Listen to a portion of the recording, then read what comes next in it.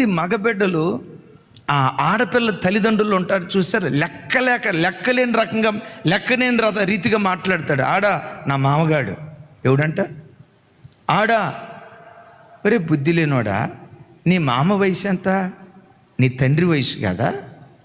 నీ తండ్రి వయసులో ఉన్న పెద్ద ఆయన పట్టుకొని ఆడా మామగాడు అది ఒక అత్త నోటికొచ్చినట్టు నువ్వు మాట్లాడేవంటే నీవు చూపిన అమర్యాదను బట్టి ఎవడింట్లోకి వస్తాడో తెలుసా? ఎవరు వస్తారు ఇంట్లోకి? గర్జించు సింహంగా పిలువబడుతున్న సాతాను వస్తాడు. నాకు మంచి భార్యనిచ్చిన మామయ్య, ఆయన గౌరవించడం నా ధర్మమని ఆ తల వెంట్రుకలు నరిసిన వాడిని నువ్వు గౌరవిస్తే అపవాది కాదు, ఆత్మదేవుడే మన ఇంటి లోపట సంచరించునుగాక. అసలు ఈ మామ కూడా ఎలాంటి వాడో చూడండి. మోషే ఐగుప్తు దేశానికి వెళ్ళేటప్పుడు మార్గ మధ్యలో దోత